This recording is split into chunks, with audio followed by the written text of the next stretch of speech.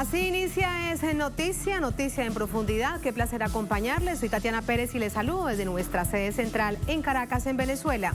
A partir de este momento, en la próxima hora, tenemos 3 temas que son noticia. Como siempre, primero los revisamos, los presentamos en titulares.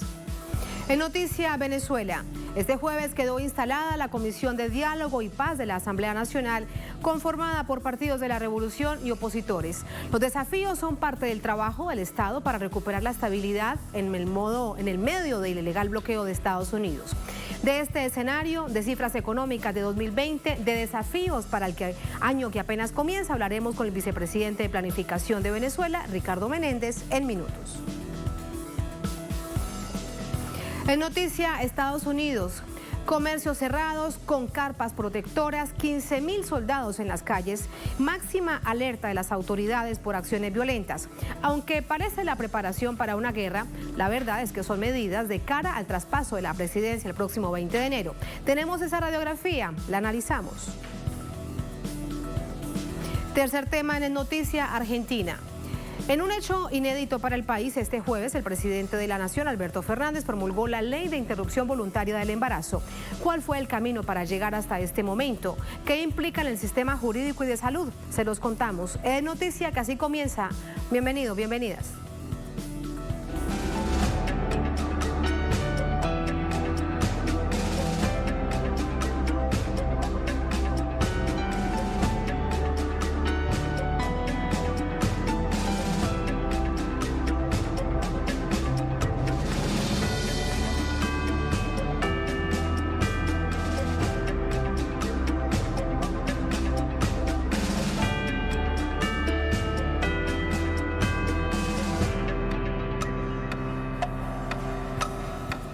En Noticia Venezuela, quedó oficialmente instalada este jueves la Comisión para el Diálogo, la Paz y la Reconciliación en la Nación.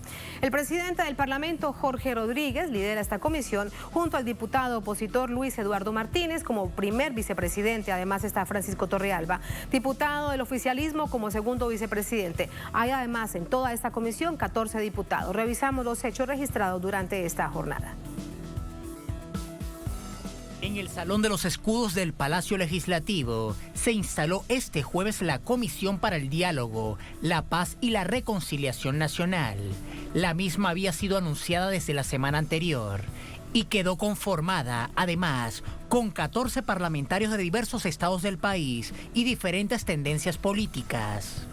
Hemos instalado el día de hoy la Comisión Especial para el Diálogo, la Reconciliación y la paz de todas las venezolanas y de todos los venezolanos. En consecuencia, también hemos conformado una comisión plural que cuenta con la vicepresidencia de un diputado de oposición. El primer vicepresidente es el diputado Luis Eduardo Martínez, con la segunda vicepresidencia por parte del diputado Francisco Torrealba, y hemos hecho un esfuerzo de que todas las fuerzas políticas que hacen vida en el Parlamento Nacional se incorporen a esta comisión especial. Entre los miembros de esta comisión están los diputados de la oposición Timoteo Zambrano y Javier Bertucci, así como los legisladores del bloque oficialista Roque Valero y Roy Daza, entre otros, quienes tendrán la misión de desplegarse por todo el territorio nacional con el objetivo de construir los mecanismos de una consulta digital para que la ciudadanía aporte ideas para la reconciliación. Tanto la bancada opositora como la oficialista en esta nueva Asamblea Nacional han manifestado públicamente, en reiteradas oportunidades, su interés en regresar la tolerancia política a niveles manejables, lejos de las pretensiones golpistas de una extrema derecha que ha intentado instaurar un gobierno paralelo y respalda las medidas unilaterales de Estados Unidos contra Venezuela. En este sentido, el diputado Luis Eduardo Martínez publicó en medio digital, previo a la instalación de esta comisión, un artículo titulado Obligante despolarizar, en el cual concluyó expresando: confío que en poco alcancemos acuerdos que nos permitan reencontrarnos sanando heridas y marchando juntos por una nueva nación. Un mensaje que marca abierta distancia de la posición extremista de quienes siguen a Juan Guaidó y no reconocen a Nicolás Maduro. La instalación de esta comisión se da justo al día siguiente de la locución anual del presidente Nicolás Maduro como representante del Poder Ejecutivo frente al Poder Legislativo. Los retos del porvenir son muchos en Venezuela, en lo económico, en lo social, en lo cultural y en la restauración del clima de entendimiento que cimienta las bases de la democracia venezolana.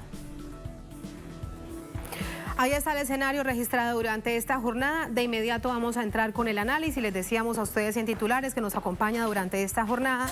En los próximos minutos, el vicepresidente de Planificación de Venezuela, Ricardo Menéndez. Ministro, ¿cómo está? Bienvenido, buenas noches. Muchas gracias. Como tenemos la distancia en el distanciamiento y el asunto de la bioseguridad, le propongo que se quite el tapaboca y podamos conversar. Y nos mantenemos en el distanciamiento. ¿Cómo ha estado? Buenas noches. Perfecto. Buenas noches. ¿Cómo están? Muchas gracias. Primero quiero preguntarle sobre algo que ya tenía la nota, el nuevo clima de entendimiento que debería resultar lógico dentro de una Asamblea Nacional con partidos de la Revolución Bolivariana, con partidos opositores, pero eso no fue lo que vimos hace 5 años. ¿Cuál es su visión acerca de lo que está pasando ahora?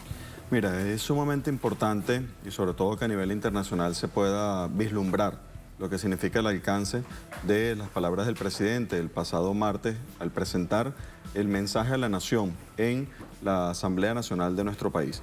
El día martes cierra un ciclo muy largo, un ciclo muy difícil de la historia contemporánea de nuestro país.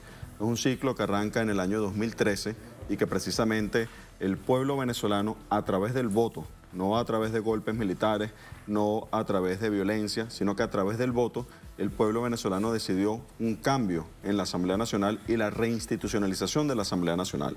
Pero ¿por qué es muy importante este ciclo?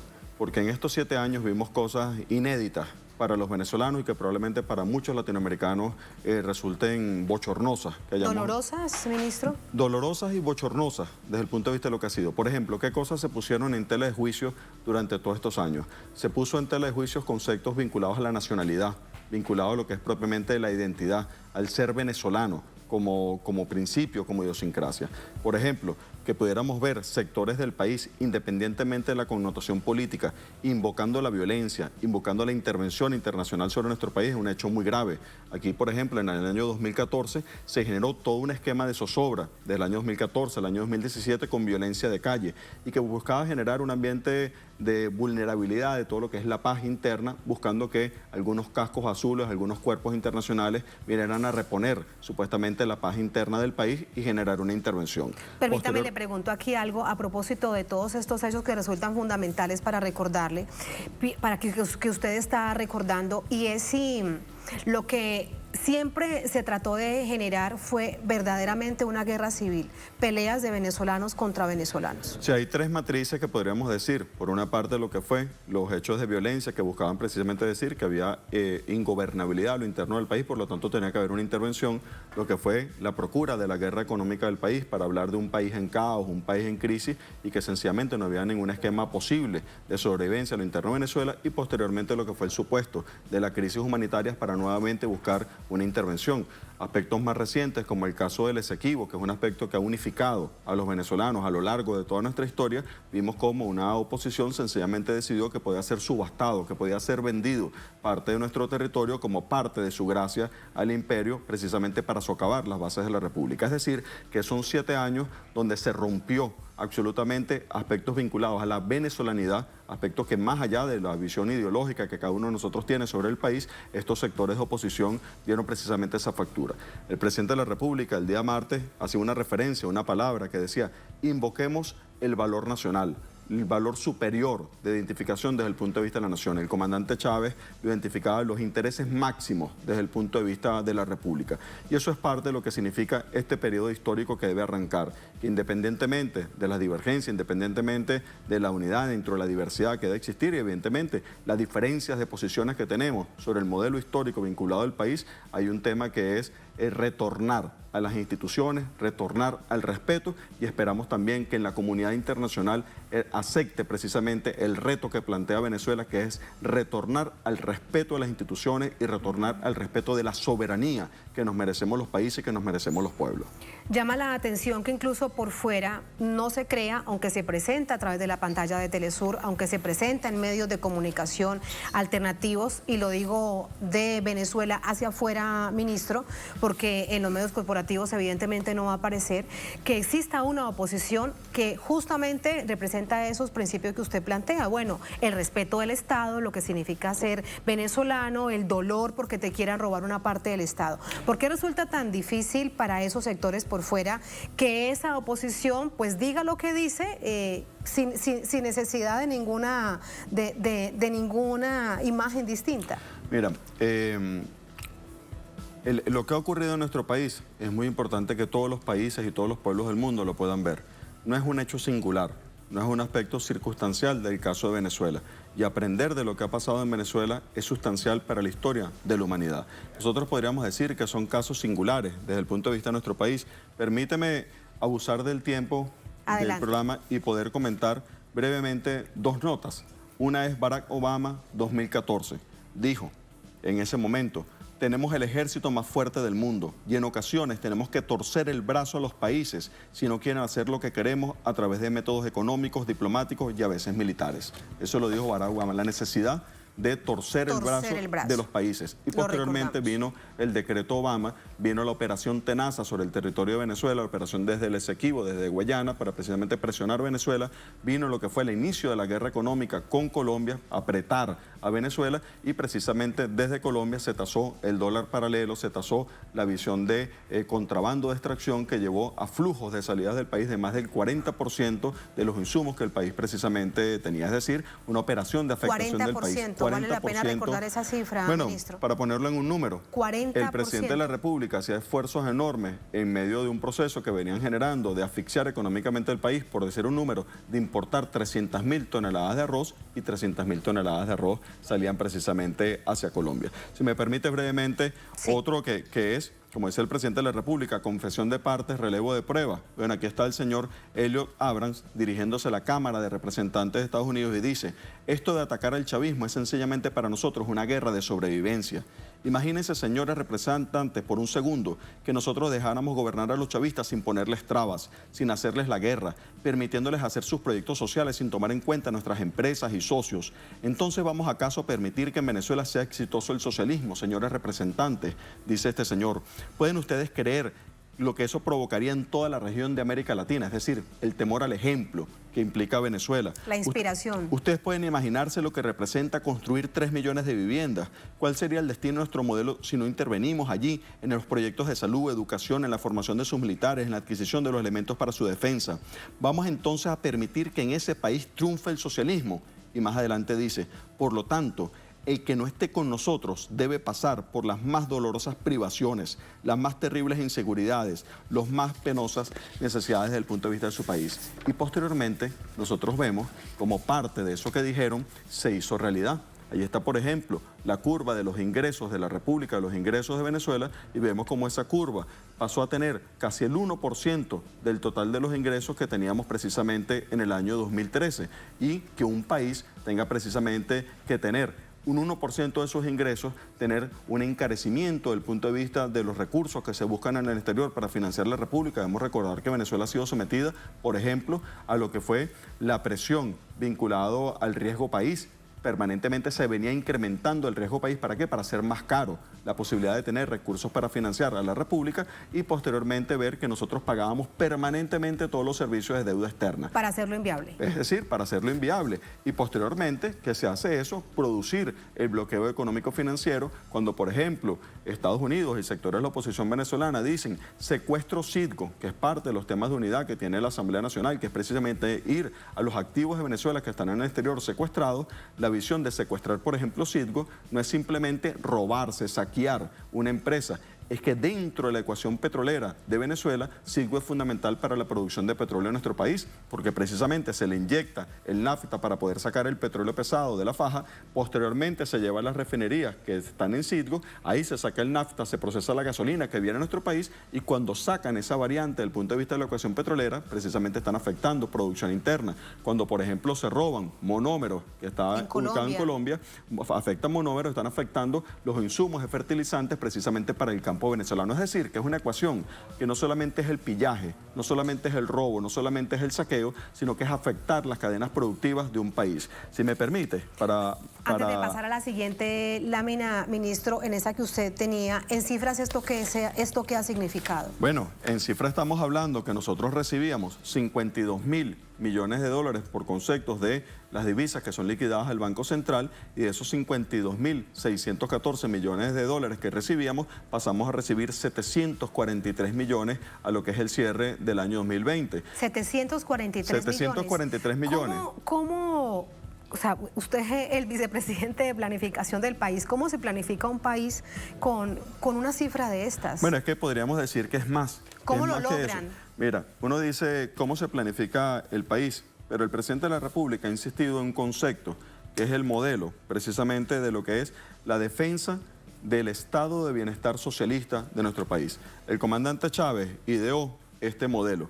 Este modelo parte de una premisa de Barsasky que asume que el ser humano de manera integral debe satisfacer todas sus necesidades y que la visión del socialismo es el desarrollo integral del ser humano, es decir, atender nuestras necesidades físicas, la alimentación, la vivienda, el vestido, ascender nuestras necesidades sociales, la seguridad social, el acceso a la comunicación, a la información, acceder a nuestras necesidades culturales, a las necesidades políticas y ese desarrollo integral. A partir de eso se desarrolla la visión integral del estado de las misiones. Cuando tú dices, por ejemplo, que recibiste 743 millones de dólares, pero asumes, por ejemplo, que en los últimos años, solamente en transferencias económicas, en lo que significan los CLAP, que es el programa de alimentación para contrarrestar guerra económica, lo que significa el PAE, que en medio de la guerra económica en Venezuela se le da el desayuno y almuerzo a los niños en las escuelas, y que ese programa tiene 5.5 millones de niños atendidos, cuando nuestra población escolar son cerca de 8 millones y cerca de 7 millones en la educación pública. Tú dices el esfuerzo enorme que se viene generando, o que en medio, por ejemplo, de las carencias del año 2017, el presidente se empeñó en que en medio de esas carencias, en medio de esas dificultades, se proveía de parte del Estado un uniforme, un morral, unos zapatos a cada niño para que pudiera ir a las escuelas. Es decir, que en esas transferencias, que son transferencias económicas, decíamos ahorita, 743 millones lo que se recibió en el último año. En el último año, bueno, y fíjate, esto incluirle, ministro... Para cerrar este número, discúlpame, en el ciclo de esos 3 años, el Estado erogó más de 13.000 millones de dólares. Es decir, dinero que no ingresó a la República, que no ingresó por concepto de venta de petróleo, pero sin embargo se sacó de donde no había para proteger precisamente a nuestro pueblo. Una de las muestras de eso es precisamente, y una de las explicaciones, es cómo Venezuela, bloqueada, pretendida asfixiada, ha podido enfrentar la pandemia como la ha podido enfrentar y otros países no pueden dar ni siquiera las cifras que en Venezuela con profunda dignidad y con un modelo público y socialista de salud ha podido garantizar. Y precisamente antes de pasar a esas cifras, lo que le quería también significar es, porque muchos se preguntan, ¿cómo en medio de toda esta situación se ha mantenido uno de los programas emblemáticos del país, que es la Gran Misión Vivienda Venezuela, teniendo en cuenta que la construcción y todo lo que implica en la cadena de la construcción es muy costosa? Bueno, una de las características es precisamente esto que estábamos hablando del modelo socialista de protección que se ha planteado desde el punto de vista de nuestro país. Y hay unas prioridades, si me permite la infidencia. Nosotros recordamos algunas misiones hace algunos años que llegaron a Venezuela y hablaban de cómo era posible que nosotros tuviésemos esos volúmenes de gasto fiscal vinculados a temas sociales, que como era el país que tenía mayor nivel de lo que ellos llamaban gasto. El gasto social que se conoce. Eso que llamaban gasto, y nosotros le decíamos, países. Sí, mira, vale, es que precisamente eso para nosotros es la inversión social. Puede ocurrir lo que sea, pero nuestro pueblo tendrá los blindajes y evidentemente tenemos dificultades, evidentemente tenemos temas que son heridas profundas que tenemos desde el punto de vista de la guerra, y el presidente, uno de los temas importantes que planteó el martes pasado es la profunda visión, la profunda objetividad y carácter científico en la medición de cada una de esas heridas de la guerra, y aunque ellos hayan infligido esas heridas a nosotros, como precisamente se plantea la necesidad de avanzar y corregir cada una de ellas. Antes de mostrarte unas láminas que quisiera evidenciar, yo quisiera que cuando, por ejemplo, se dice, y por seguir con el tema de la confesión de partes, ¿no? Relevo de pruebas, otra de las que refirió el presidente de la República tiene que ver con la declaración de un senador, nada más y nada menos que republicano, en Estados Unidos, Richard Black, que dice: hemos desmonetizado la moneda en Venezuela. A través del sistema bancario internacional hicimos que la moneda venezolana careciera de valor y luego vamos y decimos: miren lo malo que es este gobierno, su moneda no vale nada. Bueno, no fueron ellos, fuimos nosotros quienes hicimos inútil su moneda. Estados Unidos también mantiene un bloqueo a las exportaciones venezolanas de petróleo para luego decir: mira, no pueden alimentar a su gente. Se sienten orgullosos del daño hecho a todo un pueblo. Pero además es una confesión precisamente del daño que se ha procurado generar y temas muy importantes que es, independientemente de ese daño que se ha pretendido generar, cómo nosotros podemos exhibir indicadores distintos. Y para nombrar solamente algunos, mira, por ejemplo, el indicador de desempleo desde el punto de vista de nuestro país se ha ubicado históricamente entre 6 y 7%, nuestro indicador de desempleo. Nuestra meta del Plan de la Patria es que ahorita deberíamos estar en 4.5. ¿Cuál es el daño que nos han generado? Bueno, que no hemos podido llegar al 4.5. ¿Cuál era la meta de ellos? Ponernos en 25%. Es decir, que uno de los enormes méritos que tiene la revolución es que hay un vector de agresión que precisamente pretende empujarte, como si pretende desplazarte hacia un sitio, y que tú tienes la musculatura para detener ese vector de agresión y decir: no, yo no me voy a desplazar para allá, y logro acumular fuerzas para más bien desplazarme en la otra dirección. Fíjate esto, países que agreden a Venezuela, nosotros te decía, entre 6 y 7 puntos en la pandemia. Y en tiempos de pandemia, en la pandemia, ministro, la conclusión del primer semestre del año 2020 fue que nosotros llegamos a 8.8% en desempleo, 8.8%. Ah, pero ¿qué pasó en los países que nos agreden? ¿A cuánto llegó Estados Unidos? ¿Acaso no llegó a 14.7% de desempleo? ¿Cuánto llegó Colombia, que tanto se ufana precisamente en su modelo? Superó el 12%. Llegó a 19.8, a 20 puntos al cierre del primer semestre. Es decir, que Venezuela, humildemente, en lo que es precisamente el desarrollo de su modelo, ha planteado esquemas distintos. Evidentemente nos faltan mucho, nos faltan muchísimas cosas, pero parte precisamente de sacar esa fortaleza en medio de la guerra y demostrar que tenemos un modelo de bienestar socialista construido por la revolución. Nos dio un piso para enfrentar la agresión, pero además impidió que ellos lograran el vector que querían precisamente de agresión. Otro ejemplo, el coeficiente de Gini, que precisamente mide los niveles de asimetría que tiene la sociedad. Nosotros logramos el punto más bajo de toda nuestra historia. Nosotros recibimos el coeficiente casi en 0,49 cuando empezó la revolución. Llegamos a bajar ese valor a 0,377 en el año 2018. En el año 2019, como consecuencia de la guerra, hace un ligero movimiento hacia arriba. El coeficiente Gini a 0,38. Las milésimas donde nosotros nos estamos preocupando, porque cada milésima significa que nosotros estamos buscando el mayor rigor para ir en la construcción del socialismo. Y hoy hemos cerrado en 0,386 como valor. ¿Cómo se compara? Sí, dígame. ¿Cómo se compara? ¿Cómo se compara con otras naciones de América Latina? Por ejemplo, no es que la tengamos agarrado con Colombia, pero ¿cómo se compara con Colombia? 0,49. ¿Cómo se compara con Brasil? 0,53. ¿Cómo se compara con la media de América Latina? 0,46. Es decir, que un país agredido, un país asediado, logra buscar los mecanismos de protección. Evidentemente, uno de los vectores que busca precisamente la guerra es, por la penetración desde el punto de vista de la agresión a la moneda, hacernos asimétricos socialmente, y ahí el presidente de la República ha planteado esquemas fundamentales que tienen que ver con la defensa del salario de los venezolanos y las venezolanas, los mecanismos de protección desde el punto de vista del salario y adicionalmente todo lo que va a ser vinculado a ofensiva y a generar incrementos desde el punto de vista de la productividad de nuestro país. Que allí usted está hablando ya de los desafíos que vienen para los próximos años con esta nueva Asamblea Nacional. Desde esa perspectiva, sin duda, un asunto fundamental es cómo volver a fortalecer el bolsillo de los trabajadores venezolanos. ¿Qué se plantea con respecto a ello? Correcto. Ahí hay temas fundamentales de lo que ha sido precisamente esa batalla que se ha venido dando. Tú haces referencia a lo que es la defensa desde el punto de vista del salario de los venezolanos, y uno de los aspectos centrales precisamente que hemos tenido es la afectación desde el punto de vista de un vector de guerra vinculado a la moneda, y como ese vector de guerra que se ha vinculado a la moneda, nosotros hemos generado mecanismos de transferencia precisamente desde el punto de vista de nuestra población.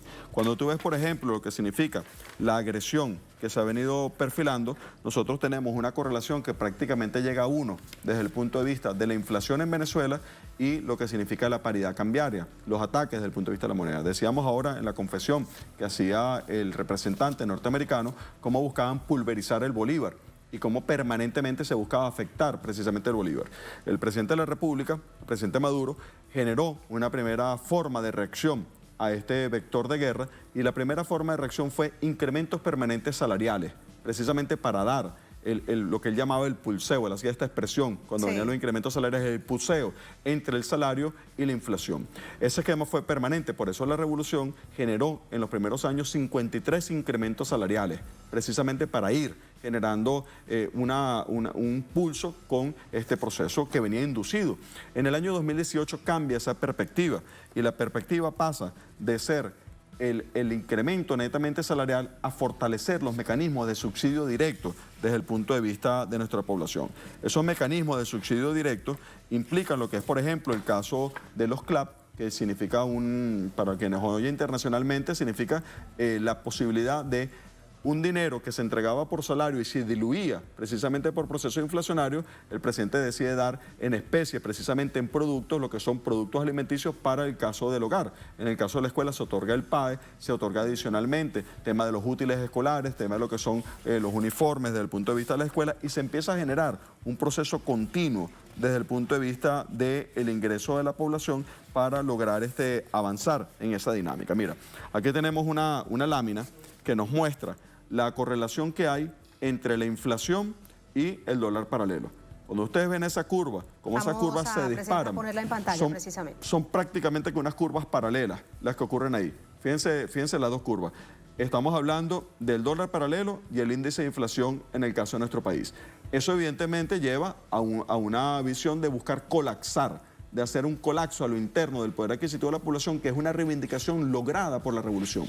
¿Cómo se enfrenta a esto? Precisamente a partir del año 2018, ustedes van a ver estas curvas, y es cómo se empieza a inyectar dinero, recursos directamente a los programas sociales. Se aleja la lámina un poco, los programas sociales, cómo se empiezan, cada una de las curvas de las pilas es un año, y corresponde precisamente cuando ustedes ven que van incrementándose, estos son la cantidad de recursos y beneficiarios que se plantean en cada programa social para fortalecer el nivel de vida de la población. Es decir, que si ellos pretendían hacer sal y agua precisamente el salario, bueno, se genera una curva paralela, que es precisamente dar las cosas que se podían comprar con el salario, garantizar que llegaran a cada una de nuestras personas, a cada uno de nuestros habitantes. Y una estrategia que es el fortalecimiento de las transferencias sociales. Y es por eso que surge, por ejemplo, el Carnet de la Patria, una plataforma que en Venezuela tiene 32 millones de personas, esta plataforma tiene 21 millones de personas. 21 millones de personas, se distribuyen mensualmente 14 millones de bonos distintos y se tienen más de 6 millones de hogares de la patria de los 8 millones de hogares que existen en Venezuela. Es decir, el nivel de incidencia que tiene es absoluto. El CLAP, que es el programa que el presidente ha insistido en la necesidad de fortalecer su frecuencia, su periodicidad, lo que corresponde a los distintos productos que se tienen, que ha sido afectado en el medio de la guerra, bueno, tiene una incidencia cerca del 74% de la población tiene incidencia vinculado directamente al caso de los CLAP. El caso del PAE, ya nombré la cifra, 5.5 millones, lo que son los útiles escolares, lo que corresponde a cada uno de los programas, y quienes nos escuchen en algunas otras partes de América Latina, podría ser un trabajo interesante para Telesur, comparar las tarifas, por ejemplo, de los servicios públicos en Venezuela y que los puedan ver en Perú, que los puedan ver en Ecuador, que los puedan ver en Colombia y que puedan preguntarse qué pasa con los niveles bases de vida de nuestra población y qué pasa en otro lado. ¿Qué pasa, por ejemplo, con el tema del transporte, ministro? El tema del transporte es un tema sumamente delicado desde el punto de vista del impacto que se ha generado sobre nuestra población. Nosotros tenemos unas áreas que ha venido planteando el presidente, las áreas donde ha tenido incidencia nuestras heridas desde el punto de vista de la guerra en nuestro país. El caso de transporte es uno de los casos que ha afectado tanto por periodicidad, frecuencia, que son parte de los vectores que se han venido trabajando, pero un tema fundamental es el efectivo, precisamente para cancelar el transporte. Parte de la guerra precisamente de esa desmonetización es la carencia de efectivo y las posibilidades de tener el menudo para precisamente poder efectuar los pagos de transporte. Es uno de los temas, cuando se hace el mapa de los problemas, con la insistencia que nos ha planteado el presidente, el tema del transporte, el tema del gas por bombona, lo que se corresponde con servicios como el agua, electricidad, son servicios que han estado golpeados, son 7 años, donde entonces te dicen, no te doy los repuestos, no te doy los insumos, te bloqueo, y uno se pregunta, ajá, ¿y la electricidad, las turbinas de electricidad de qué marca son? ¿Y de dónde las hicieron? Y entonces, ¿cómo es eso que tú las hiciste, me niegas los servicios para acá y después me dices que es responsabilidad y culpa mía que precisamente estén afectados? Bueno, nosotros decimos, no será culpa nuestra, pero nosotros lo asumimos. Y nosotros asumimos la protección de nuestro pueblo independientemente que ellos hayan infligido ese daño. Por eso, lo que está ocurriendo en la Asamblea Nacional es un tema tan importante para todas y para todos los venezolanos. Poner los valores superiores desde el punto de vista de la República. Podemos tener diferencias, pero el Esequibo es nuestro. Podemos tener diferencias, pero la paz tiene que ser una conquista de los venezolanos. Podemos tener lo que sea, pero no puede haber ningún imperio que decida bloquear a un país y menos pretender bloquear una democracia, que es lo que ha pretendido hacer el gobierno norteamericano. Incluso, ministro, ¿lo ve usted también desde la oposición y en general como consenso eso, el valor de la moneda, del bolívar, con la insistencia desde fuera de todos estos sectores, por ejemplo, que usted bien nos recordaba, de Helios Abrams, de estos congresistas republicanos, que muchos de ellos están a punto ahora incluso de salir? Y también veremos lo que suceda luego en Estados Unidos, pero de todos esos sectores de acabar por completo con la moneda local. Sí, mira, ahí hay dos temas que yo creo que pueden ser como premisa. La primera es que las dificultades económicas en Venezuela no son consecuencia del modelo socialista. Las dificultades económicas en Venezuela son consecuencia de una agresión política. Y por eso la paz desde el punto de vista político es fundamental, es la causalidad fundamental para conseguir la paz desde el punto de vista económico. Por otra parte, le corresponde por supuesto al presidente, le corresponde por supuesto al canciller, lo que son las posiciones desde el punto de vista internacional, pero sí te puedo decir como venezolanos. Nosotros como venezolanos nos centramos nuestras esperanzas en otros, centramos nuestras esperanzas en nosotros mismos, en lo que nosotros seamos capaces o no de hacer. Allá los otros que han pretendido la guerra contra nuestro país. Nosotros saldremos adelante con nosotros mismos. Para despedirlo, ministro, con todos estos conceptos, vienen todos estos además desafíos, pero bien usted nos lo ha relatado, se dan en el marco de una guerra económica y de una economía de guerra que se va adelantando. Con las necesidades propias y las dificultades que existen en el país, estos primeros pasos en el 2021, ¿hacia dónde van? Bueno, hay unos temas que el presidente ha venido configurando, vinculado precisamente a lo que van a ser los desafíos del plan Batalla Carabobo, del plan 200, sí, que es el bicentenario de nuestra batalla de Carabobo. Hay curvas, hay indicios que muestran las heridas que tenemos como país, pero al mismo tiempo que se muestran las heridas que tenemos como país, heridas muy graves, muy delicadas, vemos también cómo empiezan a generarse inflexiones importantes desde el punto de vista de cada una de ellas. Es así como nosotros hemos venido mostrando, y son planteamientos que ha hecho el presidente de la República, ver las más crudas realidades que tenemos desde el punto de vista de nuestro país. Y por ejemplo, nosotros hemos hecho una demostración reciente de cómo esos que se han hablado de la crisis humanitaria en nuestro país tienen un profundo cinismo. Por ejemplo, esto es parte de las consecuencias de la guerra económica. Este es sector salud. Aquí están, por ejemplo, la cantidad de intervenciones quirúrgicas, los partos, cesáreas y las radiologías que se hacen en nuestro país. ¿Cuándo se dan los momentos de perturbación? Son precisamente en los momentos de guerra. ¿Por qué se afectan los servicios de radiología en nuestro sistema público? Porque, bueno, hay insumos importados y hay un bloqueo que nos generaron. ¿Cuánto dinero hay en el exterior que podría ser paliativo de esto? ¿Es mentira acaso que en Inglaterra están 1.800 millones de dólares, que significan el CLAP de nuestro país, los programas alimentarios por todo un año? En total, ¿cuánto hay de todo este dinero entre robados, secuestrados, hay más de 5.000 millones de dólares depositados en cuentas afuera. Cuando cada uno de esos países que agrada nuestro país tiene que verse a lo interno. Y por ejemplo, Europa tiene que ver a lo interno, que tienen en sus cuentas, en las cuentas de Europa, está el dinero de todas las medicinas de alto riesgo de nuestro país. En el caso de Estados Unidos están en sus cuentas todos los insumos, el equivalente a todos los insumos de la industria farmacéutica venezolana. En el caso de cuentas que están vinculadas a otros países están todos los insumos del sector agrícola. Es decir, que allí están las cuotas de responsabilidad que están vinculadas. Ahora tú preguntas el impacto de los números. Bueno, hay 102.000 millones de dólares vinculados a no producción petrolera como consecuencia de la agresión. Hay 116.000 millones de dólares como pérdidas que tiene la República. Esos son daños que han infligido sobre nuestro país. Son cifras incalculables. Cifras que se pierden. Ahora, cuando nosotros vemos precisamente esa agresión que se ha generado, y te decía que hay un cambio en cada una de las curvas, cuando uno observa todas las curvas que se presentan sobre nuestro país, vemos que hay un impacto de la guerra año 2016, 17, 18, empieza una ligera inflexión en el año 2019 que ya mostraba cómo el modelo socialista dio un piso de sustento y luego generó vectores creativos para precisamente contrarrestar esa agresión que se ha venido planteando. ¿Qué supone precisamente el año 2020, el año 2021? Bueno, supone precisamente alistarnos. Primero, la paz política.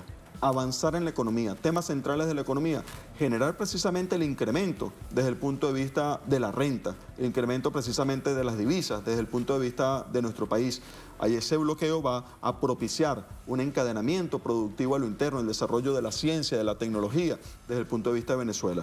Hay cosas que han quedado demostradas además y que es muy importante que los compañeros, las compañeras que nos escuchan en otras partes de los países, hay temas que las pandemias que hemos tenido toda la humanidad desnudan y que demuestran precisamente los modelos, demuestra la esencia de lo que está aquí. La pandemia desnudó al capitalismo, lo dejó así completamente desnudo, dijo su esencia. Sobre todo en los sistemas de salud del mundo capitalista. Desnudó precisamente la visión del neoliberalismo, donde la salud es una mercancía.